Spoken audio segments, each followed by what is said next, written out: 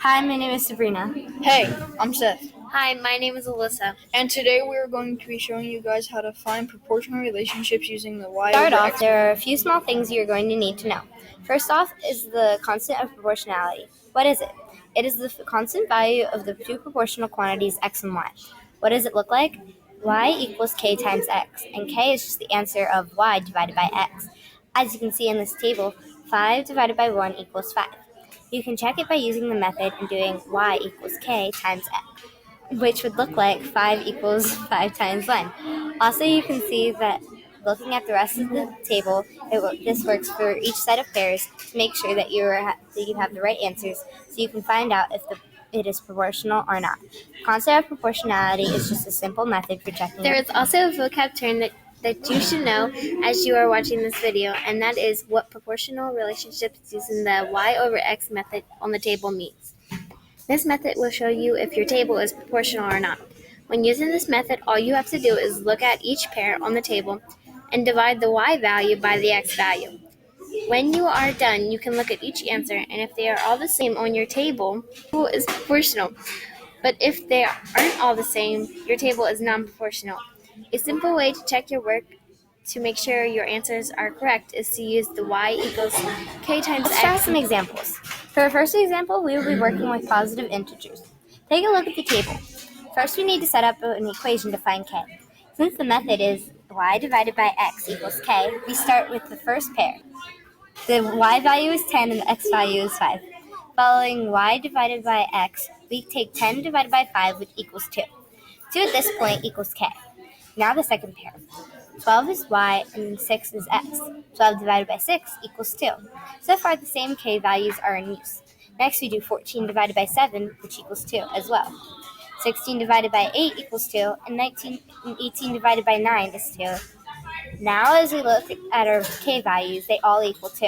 Now that we have found all of our values, you can go back using our check step using the y equals kx. We also know that if each k value equals the same value, the table is proportional. So in this case, the table is proportional. Here is another example. This table is a little bit different because it is working with negative and positive numbers, but the method stays the same. You would just start with going down through the pairs and divide them as you go.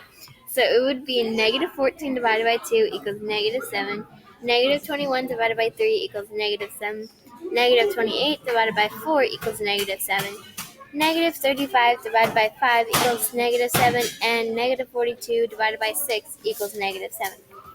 As you can see, by using this method, you are able to see that all of your k values are equal, which means that your table is proportional.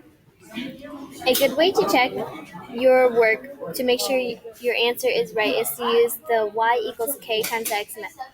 If you would go down and use this method to check your answers, you would see that your equation would come out to equal out on each side for each one, and you would still get the answer that your table is for. For the last example, I will be showing you what a non-proportional relationship looks like using the y over x method. So we can see that if we go down all of the way dividing the y value by the x value, all of the answers equal to 12 except 1. And this makes our table non-proportional. If we look at the third problem, you will see that if you divide negative 38 by 3, you will get negative 12.666 repeating, but we can easily fix this if we change y or negative 38 to negative 36 and divide it by 3. You will get a new answer for k, which would be negative 12, which would make this table proportional and keep a. Today we learned about proportional relationships using the y over x method. The y divided by x method can be used as a quick and easy method for solving proportional or non-proportional tables. We also learned the constant of proportionality method can help us check over our work.